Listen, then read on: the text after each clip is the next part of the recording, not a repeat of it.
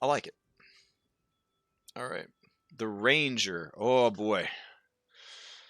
All right. Let's see what we got for the Ranger. This is going to be tough. The Ranger has survival instincts and scrap points. Okay. Okay. It's kind of a weird thing to call it, but let's keep going. All right, Rangers. Survival instincts. You gain 2 survival instincts of your choice. When you gain certain Ranger levels, you gain additional survival instincts of your choice, as shown in the survival instincts column. Replacing instincts can be done when you level up. Hunter's Focus. All right, you can spend a bonus action to enter Hunter's Focus that lasts for 10 minutes. While you are focused, you gain the following benefits. Quarry. As a free action, you can mark one creature that you can see as your quarry once per turn. When you would hit this target, you deal 1d4 extra damage. If your quarry is reduced to 0 hit points, you can spend a bonus action to mark a different creature as your quarry. You'll also notice that there's no spells for Rangers. You see? It has no spells. There's no spells for Ranger. So we're going to see what that's all about. Let's see. Tracker. You have advantage on any wisdom, perception, and survival checks you make to track, spot, and locate any creature.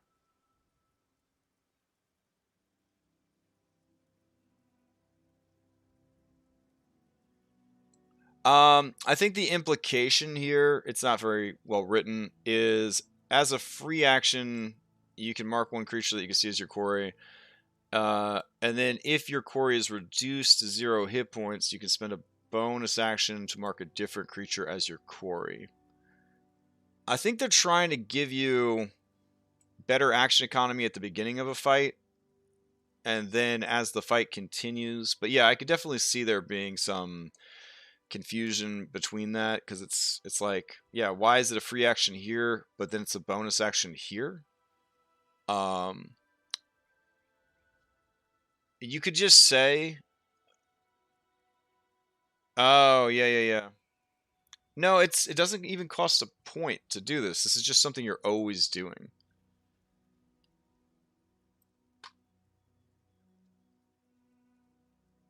Yeah. It's implied, but it doesn't say it very clearly. So I mean, it's a discount Hunter's Mark that doesn't require concentration. And they want you to be able to use it for free, but I don't know why they don't just let you... Oh, you know what? The reason they don't let you switch it to another target as a free action is if you were just gunning down a bunch of like goblins, you would be able to switch it as many times as you want.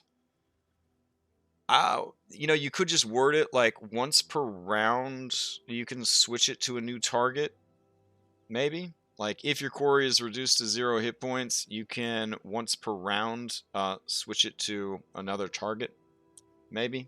But even then, you could get it off twice in the first round. I don't know. It's weird.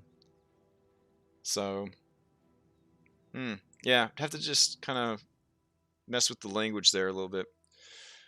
Alert, you can never be surprised. That's pretty cool. Oh, here you go. You spend a bonus action to enter. This is why, derp. Let's go to the top. You spend a bonus action to enter Hunter's Focus. So you have to use a bonus action to start it. Then as a free action, you can mark a creature that you see. You're right, though. It should say you can only have one creature marked at a time. It should still say you can only have one creature marked at a time. And then use a bonus action to mark a different creature. Yeah, see? Mark one creature that you can see. Yeah, okay. So it makes a little more sense when you take the first part into consideration. I don't know. I like the fact that you can't be surprised. That's pretty cool. And I like the fact that you can do it as much as you want. So I don't even know why you put a time limit on it if you just spend a bonus action to do it. I guess if you didn't think to do it before a fight, but it would be something that, why wouldn't you always just have that going? Oh, wait, here's why. You can use this feature a number of times equal to your wisdom modifier, and you regain expended uses when you take a long rest. Okay, so it is limited. Boy, this whole section was kind of a mess. I'm going to recap it real quick. So, a number of times per day equal to your wisdom modifier. You can spend a bonus action to enter a hunter's focus for 10 minutes. While you're in that 10 minutes, you get a discount hunter's mark. You get awesome tracking bonuses, which I feel like 10 minutes isn't really going to be enough. And then you also get alert and you can't be surprised. It seems really bad when you look at it as a whole. Like, why wouldn't a ranger just get this shit normally? I hope they balance it out somewhere else. Can ranger ever be okay? I don't know. You have amount of salvage scrap, as shown in the scrap points. You can spend scrap to create traps, and you may learn other ways to use scrap from your survival instincts in your ranger archive. You recover all expended scrap points when you finish a long rest. Traps. You are able to construct ranger traps that can bait, capture, and control your prey. When you finish a short or long rest, you can spend any amount of your remaining scrap to prepare a number of traps of your choice. At any one time, you can have a maximum number of prepared traps equal to your wisdom modifier. Prepared traps that have not been activated by the time you finish a long rest expire automatically. Once per turn, you may activate one of your prepared traps if its condition has been met. When you activate a trap, it is expended. Some traps may require your target to make saving throws. These are based on your wisdom. This is a very weird approach to the ranger. If you activate one of your ranger traps and it doesn't work, or you want to change one of your prepared traps, you can spend 1 minute to salvage it. You recover up to half the scrap that was used to prepare it. You have an amount of salvage scrap as shown in the scrap column. Yeah, I guess. I don't know what... I mean, I've seen rangers like this in video games before. I just feel like it's a little too video gamey. You have an amount of salvage scrap as shown in the scrap points. You can spend scrap to create traps, and you can learn other ways to use scrap from your survival instincts and your ranger archetype. You recover all expended scrap when you finish a long rest. Ranger archetypes. You gain access to unique traps based on your archetype. Choose one of the following fighting styles. You can't take a fighting style option more than once, even if you later choose again. Archery, defense, dueling, two-weapon fighting. Ranger's Prey. Choose one of the following options. Colossus, once per turn. When you hit a creature with a weapon attack, it takes 1d8 extra damage. If it's below its hit point maximum.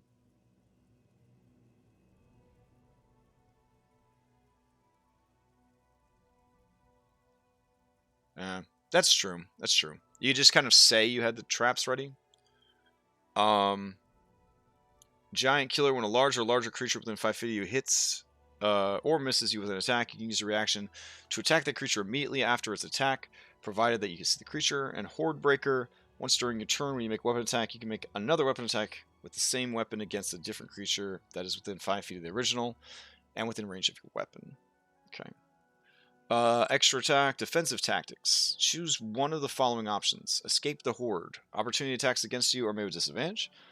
Multi-attack defense. When a creature hits you with an attack, you gain +4 bonus to AC against all subsequent attacks made by the creature for the rest of... Holy shit! That's like a free shield spell. Well, it's not free. You got hit. But it's still pretty awesome. Steel Will. You have advantage on the same throws against being frightened. Really good, especially in a game where you're not really going to be getting Hero's Feast. So that's pretty good. Let's see. Ranger Strike. Choose one of the following options. You may use your chosen strike a number of times equal to your wisdom modifier. You regain expended uses. Volley. You can use your action to make a ranged attack any number of targets within 10 feet of a point. That's cool. You can do a number of times equal to your wisdom modifier. You must have ammunition for each target. Oh, geez. And you must make a separate attack roll for each target. You can use your action to make a melee attack against any number of creatures within 5 feet of you with a separate attack roll for each target. Okay, let's see what else we got here. What are their warlock invocations? A forest friend. You gain the trust of a tiny animal. You both share basic words. You can have many friends. It's like a discount familiar. It's pretty cool. Your animal must be tiny, and when relevant, it shares your pool of actions. If they leave or die, you can spend time during a long rest to bond with another creature from the surrounding environment. A light in the dark. You know how to craft well-made candle. Oh, okay, here we go. You know how to craft well-made candles and torches using natural materials. When you attempt to craft basic lighting equipment, you roll with advantage. In addition, your crafted lights burn for twice as long as normal. You can spend one action and one scrap to make an improvised torch that lasts for up to 1 hour. Always prepared. You like to have at least one trap prepared. When you finish a long rest, you may prepare one trap worth up to 2 scrap without needing to spend any of your own scrap. Expert tracker. You know how to study tracks left behind by any creature. When you study a set of tracks, you roll with advantage, and if successful, gain an answer to one of the following questions. How many creatures made these tracks? What type of creatures made these tracks? How old are these tracks? Where are these tracks heading? If you critically succeed on your tracking, you gain answers to 2 questions instead of 1. Favorite enemy. Choose 1 common or 3 uncommon favored enemies. When you mark a favorite enemy, your core damage is a d6 instead of a d4. Yeah. Well, a Paragon attack isn't a multi-attack. A Paragon attack is a single attack. Right? So you only gain the benefit against... Oh, all subsequent attacks, yeah, made by that creature's multi-attack needs to be the wording there. Yep. Yeah, Ranger's kind of a mess. I feel like they went in such a different direction. Like, they don't... I don't know. Why not just take Scout away from Rogue and use that as the basis for Ranger? But maybe they do. Maybe that's the path or whatever. Let's see. Focused Hunter. You can use your Hunter's Focus feature 1 additional time, gaining expended uses when you finish a long rest. Extreme Focus. You can take this instinct multiple times to get multiple uses. I can sleep anywhere. You're good at making fire. You're good at making tents. Let's see. You do so with advantage. While you are asleep, you remain half aware of what is happening around you. You can sense movement and may make wisdom perception checks while you sleep, though you have disadvantage. Okay, that's pretty cool. A natural sense of direction. When traveling outside, you may navigate if you had a map and compass. In addition, difficult terrain doesn't slow you or your groups travel during long journeys. And you can make a scrap compass. That's pretty cool. Ranger's expertise. Choose 1 skill. Animal handling, athletics, history, insight, investigation, medicine, nature, perception, stealth, or survival. You gain proficiency in that skill if you don't already have it. And you can add double your proficiency bonus to ability checks when using it. That's pretty cool. Scavenger. Once per long rest, you may scavenge a location for suitable scrap. You gain 1d4 scrap from your location. Alright. Shortcut to mushrooms. When you forage, you find twice as much food and water. Walk a mile in my shoes. Your base walking speed increases by 5 feet. In addition, you gain a climbing and swimming speed. Hui, there you go. Equal to your base walking speed. Alright, Ranger traps. Spend 1 scrap to prepare a bait trap. When a creature moves adjacent to you or your allies, you can activate a bait trap. The creature must make a wisdom saving throw. On a failed save, the creature is distracted by your bait. And another creature of your choice that is adjacent to the baited creature can spend their reaction to move up to 10 feet without provoking an opportunity attack from it. Oh, that's pretty cool. And then you can make it stronger by investing more scrap into the trap.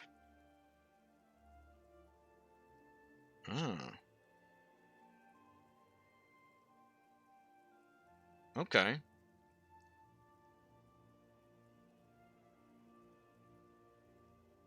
Yeah, that's really cool. Alright. Let's see. If you make them stronger, the maximum distance increases from 10 to 15 feet. Up to 2 creatures of your choice can move away from your baited prey. And instead of moving, your chosen creature can spend their reaction to make a melee attack against the baited creature. Okay. When they move up to you or one of your allies, you can activate a bait trap. The creature must make a wisdom saving throw. On a failed save, the creature is distracted by your bait. And another creature of your choice can spend their movement to escape from the creature. Ah, okay. Marking trap. Spend 1 scrap to prepare a marking trap. When a creature moves within 15 feet of your allies, you can activate a marking trap. the creature must make a wisdom saving throw. On a failed save, the creature is marked with brightly colored dye. This is 100% Monster Hunter. Oh my god, why didn't I see this before? This is just a Monster Hunter. It's straight up like a Monster Hunter character. Oh man. Okay. When a creature moves within 15 feet of you and your allies, you activate a marking trap. They are hit with brightly colored dye for up to a minute. While marked, the creature can't benefit from the invisible token. Or sorry, invisible condition. Easy target. While marked, the creature can't benefit from 3 quarter covers or half cover, which is great because we've gotten rid of Sharpshooter and Spell Sniper. Trail. The die leaves a clear trail. When marked, you know exactly where the creature has moved. And blinding. It's a flash bomb. When it fails its save, it is blinded until the end of the next turn. And a pit trap. Oh my god. Why did I not... Yeah, so this is a Monster Hunter character. Okay. Spend 1 scrap to prepare a pit trap. When a creature that you can see ends its turn without moving, and you just randomly decide where you had these traps set up in advance, because that's how Ranger do.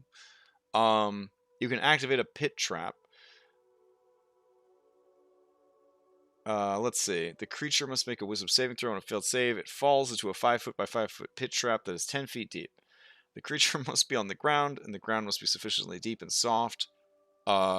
Slippery, getting out is difficult. Spiked, there's damage at the bottom. And scaled, you can increase the diameter of the pit by 5 feet or the depth by 5 feet. That's really cool. Rock slide trap. Spend 1 scrap to prepare a rock slide trap. When a creature that you can see moves adjacent to a wall of equal or greater height, you can activate a rock slide trap. The creature must make a wisdom saving throw. On a failed save, the creature is knocked prone. On a failed save, they can take extra damage. They can be blinded, or they can be stunned. So they took stun away from the monk, and they gave it to the ranger.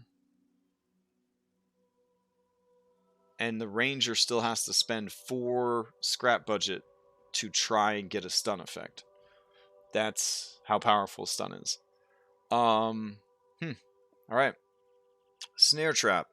Spend 1 scrap to prepare a snare trap. When a creature that you can see moves within 15 feet of you or one of your allies, you can activate a snare trap. The creature must make a wisdom saving throw. On a failed save, the creature is grappled until the end of its next turn. A grappled creature can attempt to break free early using force, or it may spend an action to make an athletics check against your trap DC.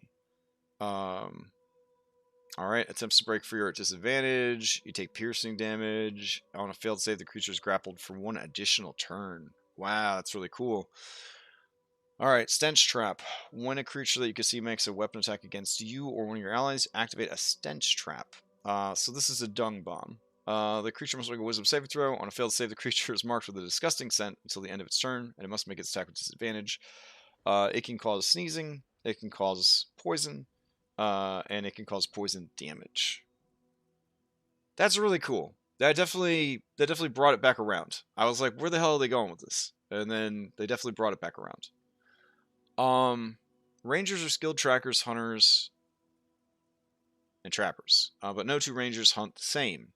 So the only archetype they have available is the Feywalker, but they are going to work on some other ones. Maybe. Alright. Archetype gets 1 new trap, 3 new features, and 1 capstone. The Feywalker, what do they get? Let's see. They can actually cast spells. Okay, so spellcasting was taken away from the core ranger, and then it gets reintroduced, maybe, if your circle has it, or whatever. Enclave? Yeah, archetype. Let's see. As a half caster, you're only going to get up to 3rd level spells. You can know a number of spells. You can change them out on a long rest. No. You can change them out when you level. Sorry. Let's see. Everything's based on your wisdom. Cool. Okay. There you go. You can replace them on a long rest. 1 of your known ranger spells with another one. So only 1 on long rest. Primal Trap. Spend 1 scrap to create a Primal Trap. When a creature that you can see moves within 30 feet of you, you can activate a Primal Trap. That creature must make a Wisdom saving throw. On a failed save, a magical plant root erupts from the ground, centered on the creature. The ground is considered difficult terrain, and this can cause them to stumble, be distracted, or take piercing damage. Primal Awareness. You are able to focus your natural awareness when you cast each of the spells listed below. You can cast each of the spells listed below without expending a spell slot, even if they are not on your known spell list. Once you cast a spell in this way, you can't do so again until you finish a long rest. Detect magic, speak with animals, be sense, locate animals, plants, speak with plants. It's pretty cool. Moving through non-magical difficult terrain, including that caused by your primal trap, costs no extra movement. You can also pass through non-magical plants without being slowed by them, without taking any kind of damage from them. Okay, so it's similar to a druid. In addition, you have advantage. Let's see. In addition, you have advantage on saving throws against plants that are magically created or manipulated to impede movement. Yeah, in chat, they do have to be next to a wall for the rock slide trap, which encourages the use of force movement abilities that everybody has access to get them there so that the creature can be stunned, so that you can then take advantage of being stunned, instead of just having a stun machine that gets all their stuns back on a short rest. Ugh, what a terrible class, like 5e monk as designed. Like, ugh. Alright, let's see. Vanish. You can spend a bonus action to magically become invisible, along with any equipment you're wearing. You can use this feature a number of times equal to your Wisdom modifier. And you regain expended uses when you finish a long rest. The new Ranger spell list is here. There we go.